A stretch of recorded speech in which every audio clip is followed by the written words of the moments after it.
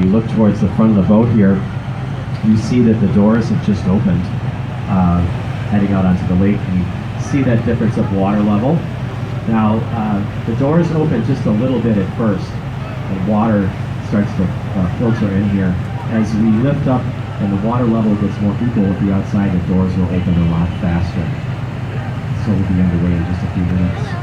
Now you see, when the water comes in, it creates a bit of a current in the lock. And as you look at these other boats that are here, the little boats, everybody on those boats has to wear a life jacket. We don't have to because we have a professional crew that will distribute them if we need them. But they're also, as you see over there, they're holding onto those ropes.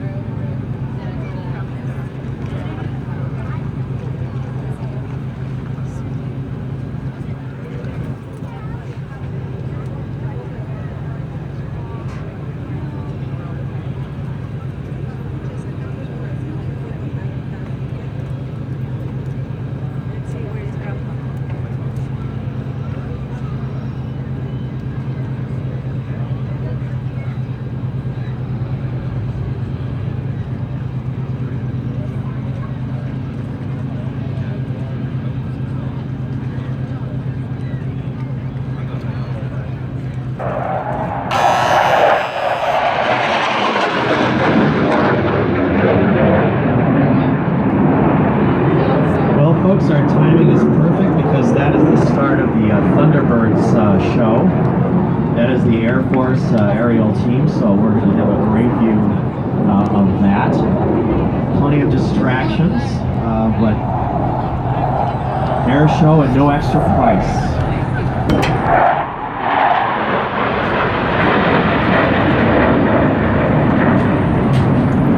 The lake here, and especially today, there's been some waves out here. Little bumpiness, not too bad, but you're certainly welcome to move around the boat, but just watch your step as you move around, and to use the handrails when you're moving down.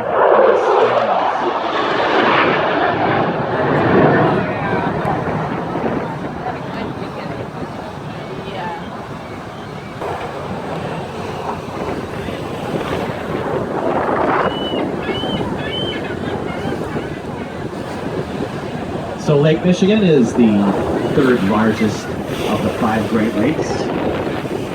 The lake is about 90 miles across here, So as you look ahead of us, you cannot see the other side. If this boat were to keep going due east after many hours, it will eventually bump into the state of Michigan over there.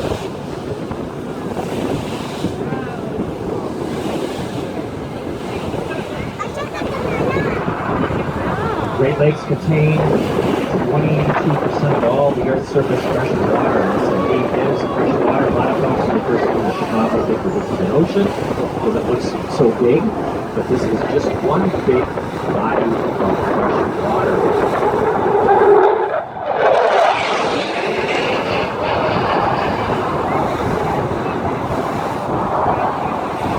Pretty amazing. Can't imagine what it would be like traveling that fast.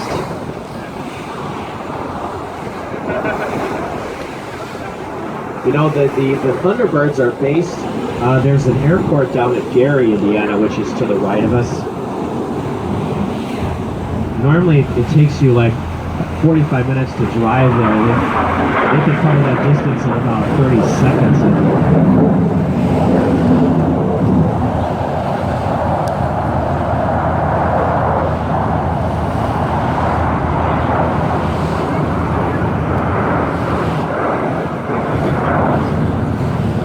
So because of the show that's going on, normally we would go to the left here and go around the end of Navy Pier.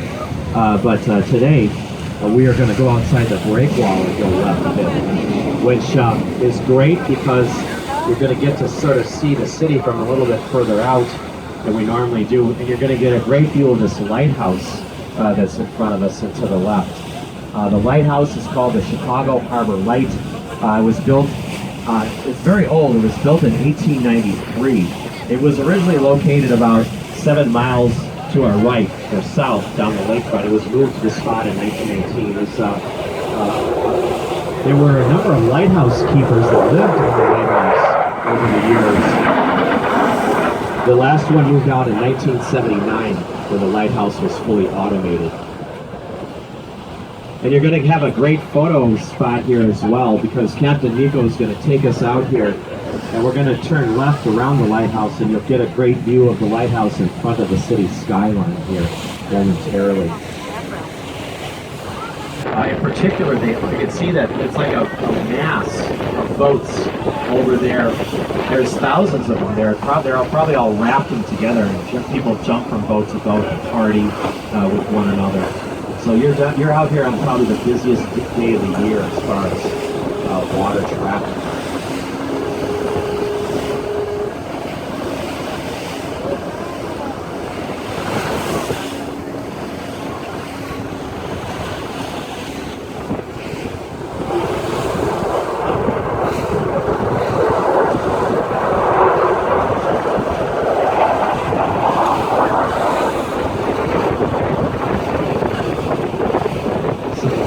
Here, it's a cylinder of brick with cast iron. Every once in a while you hear, this is abandoned, but every once in a while you hear stories of the police coming out. Now that part of town that you see over here to our left, with north of Navy Pier is called Screwville. The building that you see over there that stands out the most is the John Hancock building. That's the tall black glass building.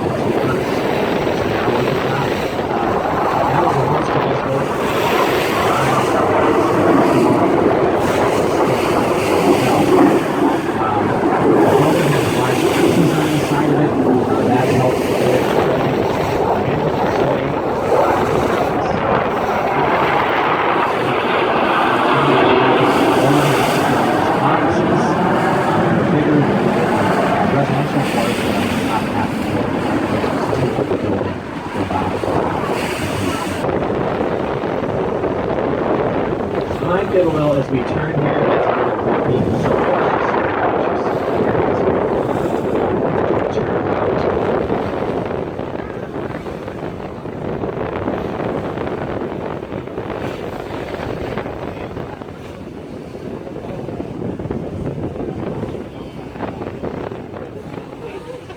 It'll get a little less bumpy here after we just complete our turn, so hang tight.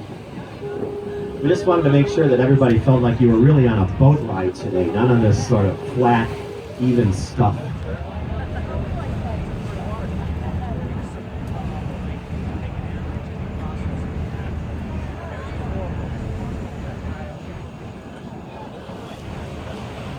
Now this air show is taking place in front of North Avenue Beach, which is right next to Lincoln Park, which is about a mile up the lakefront from the Navy Pier. Lincoln Park was a cemetery in the early part of the 1800s. 1865 was made into a park. They moved the graves away. There's been no reports of poltergeist-like activities there, I can assure you. Lincoln Park Zoo is located there. It's free, so you have a family. It's a wonderful way to spend it, actually. Also, the Chicago History Museum is there, along with the Peggy Motor Nature Museum. Now, this part of downtown over here is called Streeterville. It's named after a rather colorful character from Chicago's history, Captain George Streeter. Now, he was in the Civil War, and after the war, he came to Chicago and he bought a boat, and he started a ferry business, taking people back and forth between Chicago and Milwaukee, which is located about 90 miles behind us. Now, on one of these return trips from Milwaukee, Streeter's boat went through a storm and it got damaged. He barely made it back to this area, and his boat ran aground on a sandbar, not far from where John Hancock was. That was lake at that time. Now, Streeter came to Acres, and he called the District of Lake Michigan. He claimed it as his own sovereign nation. And then he sold the title on this land to people that began to construct what became known as the shanty town of Vice. Brothels, gambling halls, taverns, and all this popping up, all this illegal activity in front of some of where the wealthiest people in the city lived along the lake. And as you might imagine, they didn't like their neighbors very much. But it took them 20 years of court proceedings to kick them all out. They bulldozed the shanty town of Vice. That area today, though, is where you'll find Northwestern University's medical school and the Hancock building, and sort of in recognition of Streeter and his real estate activity that part of town is known as Streeterville.